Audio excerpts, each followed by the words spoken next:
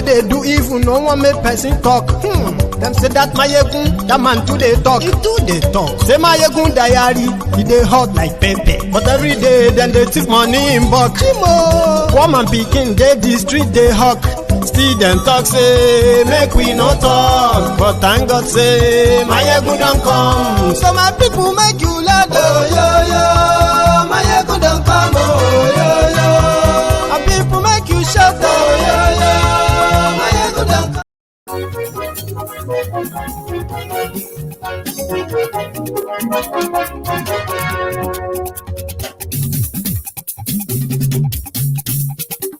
Hello there. Mayegun làwa mọ̀ làmọ̀ tó dòdòdò. Mayegun diary, Mayegun number one. Good morning to you. Làmọ̀ tó dòdòdò. Good afternoon to you. Good evening to you from wherever you are watching from. This is Mayegun Live. Mayegun diary, Mayegun number one. Gbogbo bó ṣe ń lọ ni Mayegun já wa sí. Mayegun diary, Mayegun number one. Àṣírí ọ̀jẹ̀lú kì í kó níbẹ̀ o. Share the broadcast. Invite your friends. Invite your not so friendly friends and tell them that Mayegun today again. Mayegun number one. Ó sì tún ṣe eré wàá gbọ́ níbẹ̀ o. Mayegun diary, Mayegun number one. Mayegun diary. Tinubu is Ebola contagious. And as they say, elections have consequences. Mayegun diary, Mayegun number one. Ẹ farabalẹ̀ sẹ́ o kẹ́gọ́rọ̀ lẹ́nu o. Mayegun diary, Mayegun number one. Àní Mayegun làwa mọ̀ o. For no reason or yet to be given reasons, the Saudi Arabia that Nigerians were told that they were bringing billions of dollars to invest in Nigeria. Seems that the first investment is visa ban, but they haven't made it official yet. Àní ẹ̀sùn láti Mayegun ti dé. lórí Facebook. Mayegun ti dé. Àní ẹ̀sùn láti Mayegun ti dé. lórí YouTube. Mayegun ti dé. Àní ẹ̀sùn láti 264 Nigerians have their visas cancelled upon arrival in the Kingdom of Saudi Arabia. ìgbádìí yẹ. Mayegun máa wí. Even though Kolu is still there. Presido Pray very hard and work very hard if you want the hope that Kolu promised you to come to reality. Message from Kolu láti Jeddah. ọlọ́pàá tí ń darí bá. Mayegun máa wí. Àní ẹ̀sùn láti Mayegun ti dé. aṣòfin tí ń rúfin o. Mayegun máa wí. Did you know that, well, as some will say, the useless NLC of Nigeria, do you know they are going on national strike from midnight today to protest the assault on their president? Your hardship is none of their business. Àní ẹ̀sùn láti Mayegun ti dé.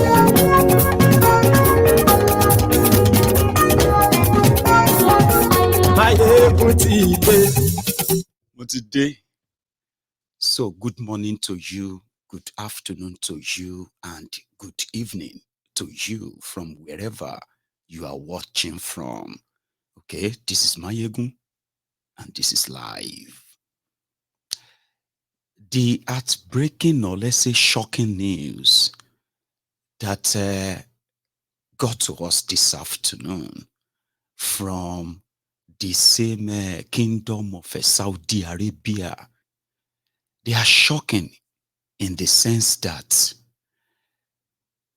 Tinubu has been there in the last few days, and the Bobo, Abi the Zobo, Abi na the Lamba that they have been dishing out from that place was that Kingdom of Saudi Arabia is coming to save Nigeria's naira as well as Nigeria's refineries. Lamba, Zobo, there were no official statements from Saudi Arabia in this regard.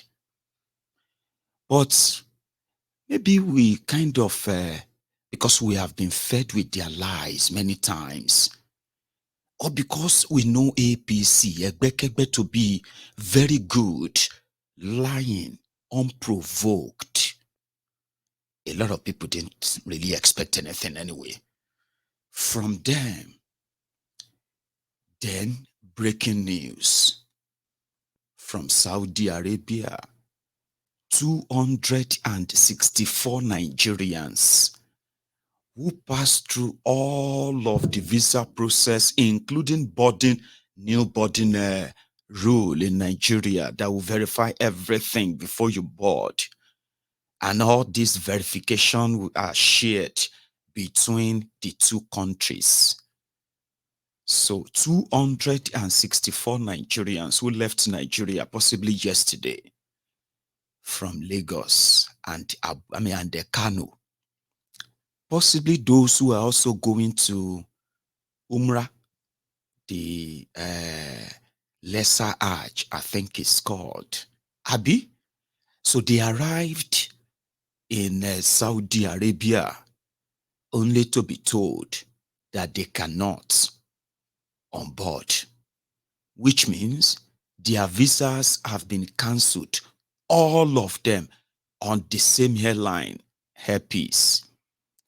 There are some political sort of undertone as well, or should I say not political, it should be called a bilateral problem, the same problem that the UAE Airlines have with Nigeria. 750 million US dollars of their money is trapped in Nigeria. Nigeria has no money to pay them. It is not just the UAE. There are many, many other international airlines operating in Nigeria who had to stop operating because of this. But recently, I think it was late last year or early this year, Air Peace, which is the only Nigeria national carrier per se, if you have to put it that way, made a deal where they were given clearance to fly directly to UAE. Okay, something that Nigeria has never really benefited from. They've never really had any any airline that has sort of the capacity of international capacity or standard until that Air Peace came. So that Air Peace that secured that route for their airline, they are now trapped in what they are yet to tell all of you. I don't want you to probably take everything I'm saying right now, like, just like that. Do some research too. 264 Nigerians' visas were cancelled upon arrival, even when Kolu is in the country. Whatever I'm going to share one with you. What Kolu had to tell them, like in Nigeria now, there is new hope. Forget about corruption. Forget about he used the word, I think, categorization, something like that. Okay. I am the new person in charge and I can tell you, there is new hope here. The world knows better. In order not to mix match them too much, I'll just show you a bit of the people Tinubu met, had a chat with, and told Nigerians that there are some goodies coming. And I remember telling you, the world knows Nigeria now. Okay? This afternoon, Ribadu, Tinubu's NSA, came out and he said, Tinubu inherited a bankrupt Nigeria, but they still don't want to go after those who bankrupted Nigeria. Now, the process that led to the bankruptcy of Nigeria, the world knows. So who is going to take their own hard-earned money and then bring it into a place where they are going to fritter it away, that you're going to kind of fritter everything away? People know, so, but we are coming back to that airport. They did not let them touch ground. Immediately they turned them back. But they managed, from what we heard though, they managed to get about 87 or 97 of them, or thereabout. Sorry, 90, yeah, 90, I think 96 or 95 of them, I don't know. So they had to return 177 of them back to Nigeria. As you are watching this video, they are back in Kano, and they should be back in Lagos as well. But how was it?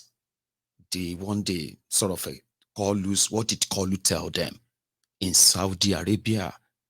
That they said they were bringing you billions, not cancellation.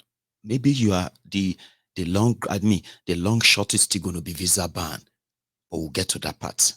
What really happened in Saudi when Kalu was there? From his own mouth.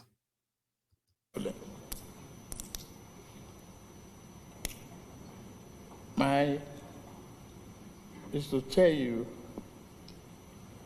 there's a good change that is coming from Africa. If I am to be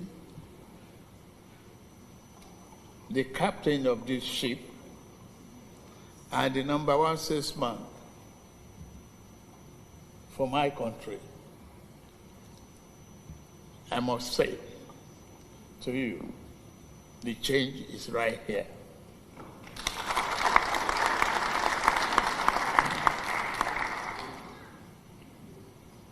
Perception of Nigeria has been that of layback, corruption, and giants of Africa with elephantiasis. But that is gone.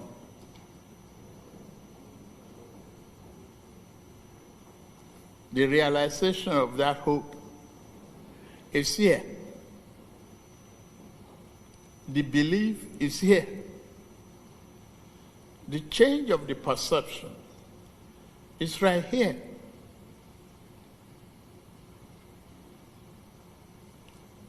Forget the categorization of corruption. Forget it. It won't happen no more.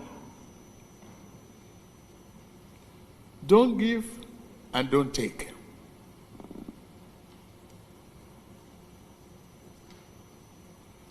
We are here as a team to change that perception, to make you believe, particularly the private sector. I am glad I'm here in Riyadh, and you have Aramco connection to Deloitte. I cut my teeth as an accountant, fresh from university, with Deloitte. Aramco was one of the daydreams of our junior entrance because the allowances and opportunity in diversified economic base was here then. what Nigeria has to offer, you've enumerated very effectively with a great understanding that we are blessed with a large population. This population is full of can-do attitude, young, vibrant, and well-educated human capacity. Equally, Nigerian consumer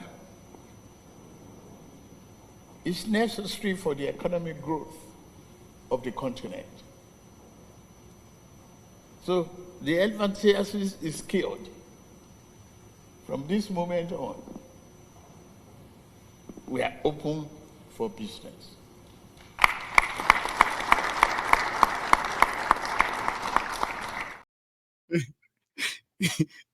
I'm so sorry, guys. I know sometimes it's always like torture listening to him. But you see that short clip where I just played? It's a long one. No, I could have played you everything, but we are just going to offend them more. And you know why? The credit for that clip is for TVC. So that singular video, you may wake up tomorrow and YouTube would have asked me to pull it down. And they will say TVC said that I shouldn't use their video like that, which is understandable. But I just believe that if you are, if you are sharing the message or anything that has to do with public officials paid for by the public, so they are public property. Here you get. I've argued that and I've won a few times when I get sanctioned by either Facebook or YouTube. When they will report me, they will intentionally report this video. Here you get. But I just couldn't avoid that completely. You understand? So I'm giving them the credit. And if you want to listen to more, you can. But let's just kind of review the one that he just said. Even if they are going to report my channel and ask me to put the video down, okay? Relax your mind. At least we will still finish the sermon tonight, okay? And I promise you, you will still see the replay tomorrow. So don't worry about it. I just want to let you know that it will get them upset. I have been dealing with them for a while, okay? But did you hear Kolu? That is the number one. He said if he was the number one salesman, okay, for Nigeria, he can tell them that hope is here. Then he started talking jargons. At that point, I started laughing, to be honest. A lot of you probably, you were listening and you were like, what is he saying? What nonsense is he saying and all that? I just started laughing. The moment he started talking about Aramco. Aramco is the national oil. So national, what did they call that thing again, Sha? It is the Saudi Arabia's National Oil Corporation, kind of. They are the one in charge, just like NNPC in Nigeria, the place that they have completely looted. So Kolu was telling them that they should forget about corruption. Forget about corruption. Forget about all this categorization. You know, Aramco, even Aramco. Then that's when it started. He said, when I was working for Deloitte, Baba, he wasn't need Deloitte. I thought it's Deloitte, Abi. He said, when I was working for Deloitte, as a junior company, private enterprise, then, you know, it was connected. I was like, can you sorry, because I was laughing all through, like, that's it. It started. Yeah, started. Just watch. Then he quickly switched to accent. That accent that nobody actually knows where that always comes from, okay? That is the moment when he started talking nonsense. So he now says something about Nigeria population. is very good for the Africa economy, consumption, and all of that. I was like, what is he talking about? So maybe those guys were just there, and normally when Tinubu is going anywhere, okay, maybe you don't know this. I'm just telling you. Whenever Tinubu is going anywhere, they will first send 2 presidential jets. Nigeria has, 14 presidential, aircraft, or in presidential fleet, okay? They have 14 aircraft, including choppers, okay, helicopters. So they have about 9, okay? The moment they buy a new aircraft, the one that is being used right now, for example, I'll show you. The one that is being used right now, they will pass that one to vice president. That brand new one, they will make it for the president as presidential jet. Here you get. So anywhere Tinubu is going, they'll first send 2 that will take about 80, 90 people to go and get ready that is coming. Then when he is leaving himself, he will also leave with the capacity of his own aircraft can take between 80 and 100 people. And he will still be inside there working comfortably, offices and all of that in that aircraft, okay? So, Kolu and his gang, those ones that will go as the first arrival, including security and all of them, okay? They are going to join the audience of anywhere. They have been doing that for a while. They did that for the Bokwari as well. So you send them for those are going to be the vuvuzelas. You understand? They are like, directors of this, directors of that, PAMSEC here, or that, APC, this, all. You know what I mean? They'll pick them all and they'll send them as delegates. So they will be inside that hall with the delegation tag as the member of delegation of the president of Nigeria. So they will be there once Kolu started talking nonsense. So around that time, you feel like, okay, my people are here. Or else, I will learn here. And that's why they would never want to. They did it. You remember, few times they left Bokwari with international media. You know what happened though?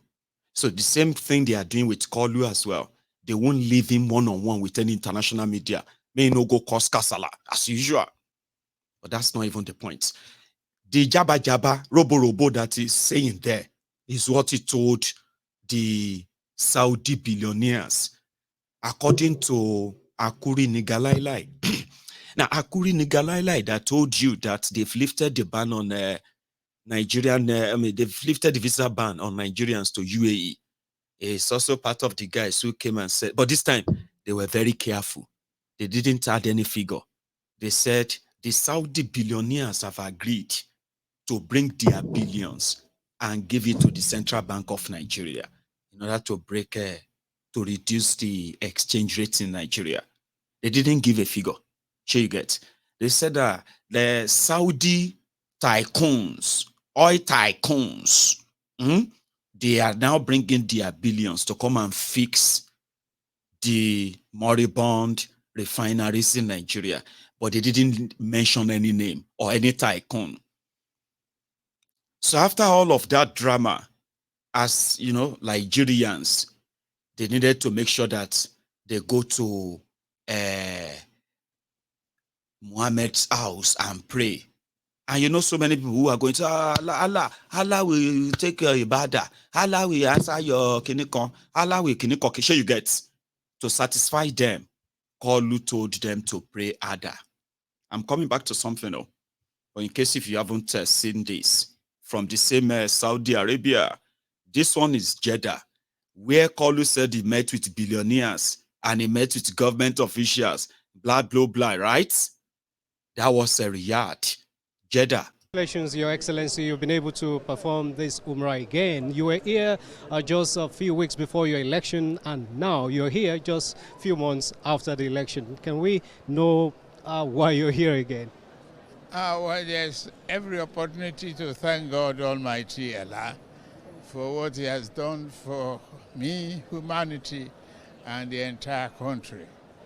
I am grateful to God for his guidance, his blessings, and his answers to my prayers and the country's prayers for good of all. We have to give thanks to him at every opportunity that we may have. Your Excellency, what prayer did you say for Nigeria? For the country, may our prosperity grow and our humanity be kind to each and every one of us. The prospect of the country is yet to blossom to the level that we require. It needs hard work and consistent prayer, and we are giving it to our mind and our spirit in every way possible. Our strength is our diversity, and we'll continue to build on that for the prospect and sake of the country. Allah accept your prayers. I mean, I'm sorry. It's not like it is funny. Some of you are even laughing too. Like you sit down there and you just be like, for your long. You know what? So many things were going on in my own mind. I don't know about you. I'll tell you about mine. Do you not think God is really, really tolerant too?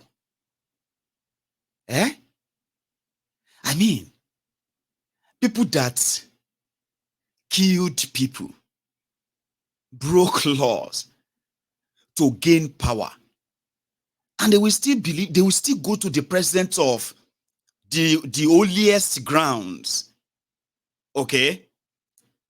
And there's nothing like, thunder or something to just strike them and say, stay away from me, you men of iniquities. That kind of thing that will just make them scared and be fearful of God. And in their mouth, they will kill people, rob the country. You see that guy way there behind? I'll show you that guy again. Congratulations, Your Excellency. You've been able to perform. That is laughing, sobo behind him. Look at him again. Congratulations, Your Excellency. You've been able to perform this Umrah again. You were here just a few weeks before your election, and now. That one with Balde Dabi, that is Abubakar Bagudu, the guy that laundered half of Abacha's loot that are being returned to Nigeria now. That is Bagudu in front of Allah, and nothing happened. And people they impoverished, people they terrorized in Nigeria, people they are lying to. They are saying, may Allah accept your prayer. Do you even know their prayers to Allah when they go to Allah's place like that? Because you remember they took Bokwari inside the Kaaba. You see that Kaaba that you go to and you round it and you round it and you pray, you round it. Some people will touch it and do all of that. There are so many of you don't know what is inside or how inside is, Abi. They took Bokwari inside that place. They took Aregbe Mugbo Baba Kabiru. They took him inside that place. They all went inside, all these rogues.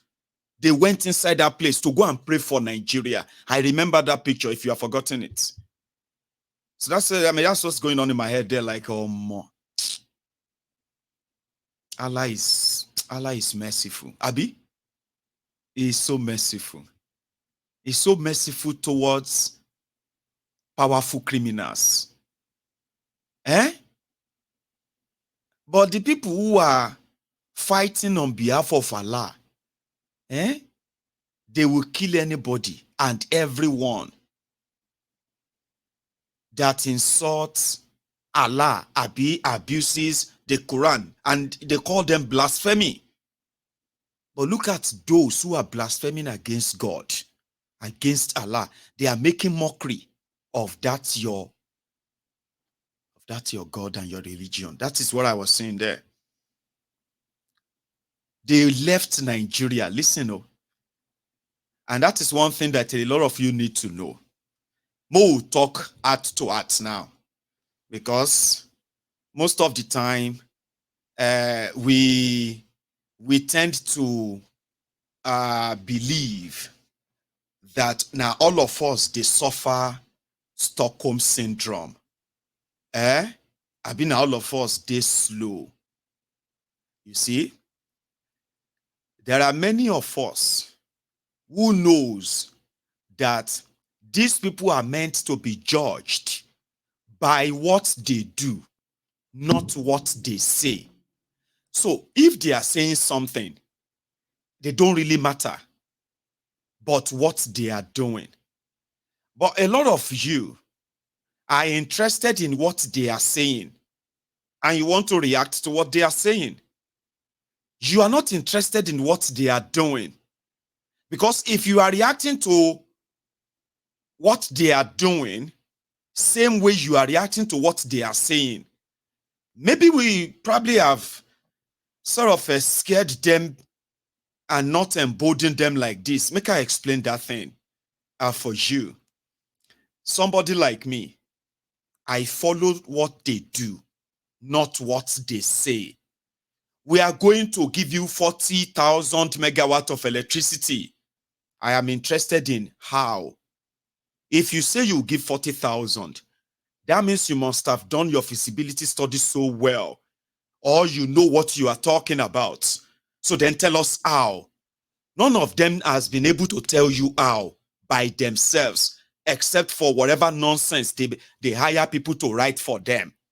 Sure, you get? We are going to rebuild Nigeria economy and we are going to invest 100 billion US dollars in this. Okay, I will ask you, how and where are you going to get that 100 billion US dollars from? Sure, you get? Now, if you cannot tell me, I am no longer interested in anything else you are saying. I will continue to follow what you are now doing, which most of the time are complete opposites of what they are saying. Sure, you understand that now? Or you know, get them? May I give you another instance? You see, Nigeria is broke, bankrupted by these criminals. Even me, that is not in their system, in their government, I can give you at least more than 10 ways that these criminals have sort of bled Nigeria to death, to this economic ruin that you are witnessing today. So, if I now see those who have made so much money, acquired so much power and influence in Nigeria, simply because they have managed to hide behind what they are saying, that you sort of reacting to than what they are doing. Here you get, Nigeria is broke.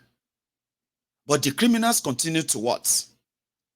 To insatiate themselves with as much luxury as they can, Abi. But they are telling you, Nigeria is broke. We need to do this, we need to do that. But they are doing opposite. So if you now monitor what they are doing, and the effect or result of what you are seeing in Nigeria today, compared to what they are saying, and the effect of what you are seeing in Nigeria today, you will see the total contrast. One, then you see the total similarity expected from the failure that their actions represent. Having said that, the likes of those of you who love to sort of spread the conspiracy of unity or praying for Nigeria, there is no amount of praying, okay, that is going to fix a country that the people in charge of it, right, are deliberately wasteful. You know, when you're deliberately wasteful, where you have nothing, but you are still living the life of that richo nouveau, you know, the rich people or rich country. So the result of what you are going to get is, no matter how much of prayer you want to pray, no. So the bottom line is this: when we observe actions and we know what the end goal is going to be, and we raise alarm, and you call us names, unbelievers, pessimists, and every other thing you want to call us, the moment the result of our alarm that you ignore, which is premised on their actions that you are also ignoring, by the time all that began to manifest, which is the consequences of what some of you call election, the elections have consequences. Once they begin to manifest, a lot of you want to turn it around and begin to use, you know, fancy blackmailing, you know, words. So are you now happy that Nigeria is bad? Are you happy that people are suffering? Are you now happy that, you know, there is nothing people can do? Instead of all of us to come together, instead of all, you and who coming together to fight who? To fight the people you once chose to pray for. It doesn't work that way. And that's exactly what these guys represent. Kolu is telling the rest of Nigeria to pray hard and work hard. Ask yourself, what is that work you need to do right now? What is that of prayer you need to pray right now that is going to fix the Nigeria economy? Stop corruption. Stop corruption. What kind of prayer do you think? What kind of work? I'm talking to you now as a person watching me from anywhere. What do you think that you should be doing, okay, to now make Nigeria economy working? What? Nothing. Because it is not up to you. It is not. They cannot be telling you to cut down and live within your means. The country no smile.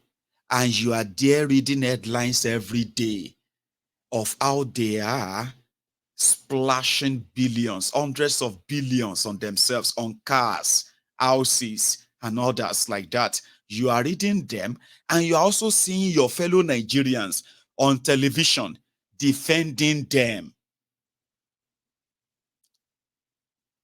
That's the chunk of the money of the country going into taking care of them.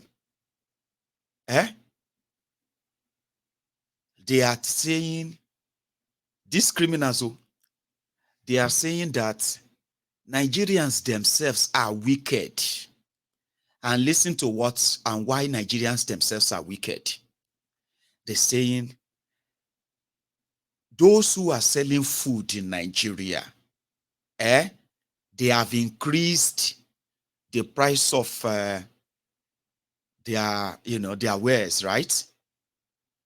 And even if dollar goes down, majority of them, they will still not change their price. That if everybody is at least try to be honest, and reduce their price, Nigeria will be better than this. These are the poorest, misguided Nigerians. They also listen to criminals who are telling them. The other day, they said one emir in northern Nigeria visited markets, and he was pleading with all the traders, marketers there. He was pleading with them, please don't increase your food, your price. Please, we know things are hard in this country. People are suffering. So please don't increase your price. And the ignorant Mumuns, Nigerians, They were saying, God bless you, Jeremiah. God bless you. This is the type of leaders we want. This is the type of leaders we want to talk to people, because basic economics doesn't work with an average, brainwashed, ignorant, and impoverished Nigerian. A lot of them continue to wonder, why is life like this for them? Why is everything so tough for them? They have no answer because they are ignorant. They have no idea the ripple effect of what corruption truly means. And they still don't want to. And the politicians will always use that advantage to fill their heads with bloom or sawdust. Now, let me explain something to you. You may not be spending dollars in Nigeria, but if you have not been told, the fact that for decades, you see the criminals in charge of Nigeria, they've never really invested in Nigeria at all. And investing in Nigeria means starting with the real infrastructures that are going to help and aid local production. Good roads will be very useful for farmers.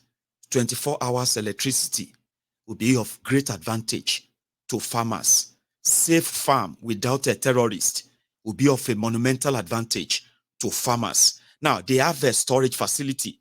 They have 24 hours electricity. They have a good road to move all of their farm produce and all of that. They've cut down wastages and all that, right?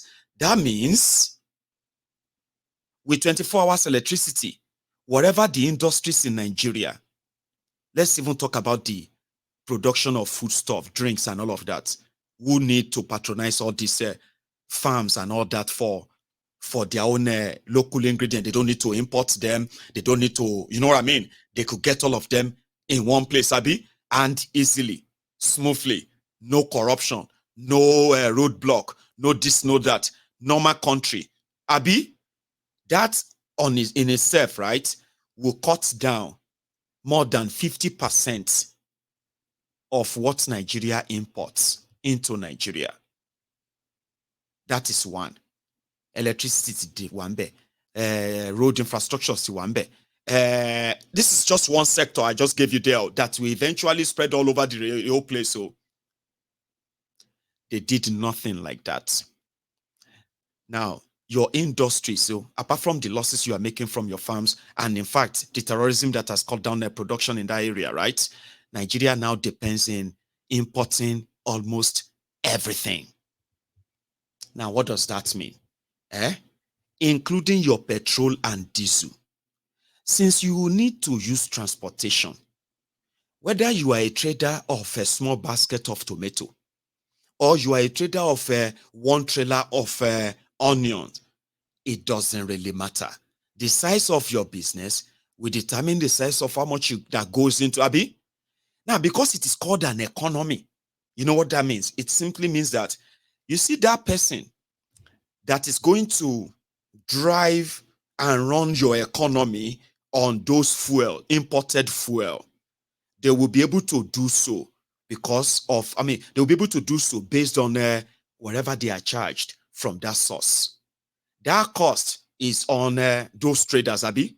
Now, you see those traders as well. The cost of all of that is on who? Is on you, the end users. At the end of the day, the bus driver, the train driver, this, what do you call it? The other trade and everybody, they all have rent to pay. They have school fees to pay. They have family to feed. They have hospital bills to pay. They have other things like everyone else. And once they get all of that, they also meet that same economy that these guys have. Now, what would have happened if Nigeria can actually refine our own crude oil and use crude oil in Nigeria, refine it there, and control the price there? What would have happened if that has been in place? It would have indeed, here you get, affect everyone, whether you are rich or poor, and you can build your economy like that. The world will see the potential when they see your efforts. Do you know what the world sees about Nigeria? It's not new. They see a cesspool of corrupt people where it's an hopeless place. So if you want to go and commit crime to make money, you can go and partner with Nigeria and Nigerians. Seriously, that's how the world sees Nigeria. And look at the rogues who have taken over the reins of government in Nigeria.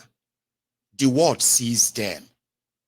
And it is now a matter, and if you don't believe this, that I've just told you, that the world sees that there is actually no effort anywhere. There is no effort.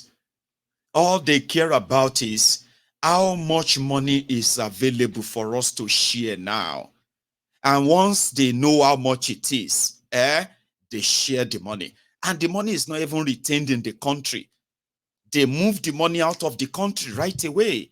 If not for the millions of Nigerians who are remitting money back to that country, subsidizing Nigeria, Nigeria would have been worse than Somalia, Venezuela combined. Now, people, they find Nigerians are looking for visa to Somalia now, looking for visa to Venezuela now, because of the economy these guys have created. Every money, every forex they find inside the Central Bank of Nigeria, they have something to do with them. Esther codes. And then, it is like a crime scene. You need to be very careful before you take your money there. In 8 years, Nigeria, that they regarded as a growing economy, one of the top 3 growing economies in the world, in 2015, before these criminals came, Nigeria entered negative. Fitch and then so many other international rating agencies, they have to give Nigeria negative for straight 7 years under these criminals. So the effect of that is that if all of you know that the ripple effect of them making Nigeria so dependent on importation, and they have all been talking and talking and talking. If talks can actually make things happen right now, according to APC, Egbekegbe, 1 naira will be $1. A liter of petrol in Nigeria will be 40 naira to a liter. Yes, petrol. Spaghetti that they are now selling for they are selling for 750 naira now.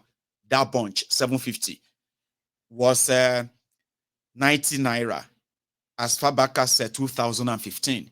I saw some people debating that on social media earlier today.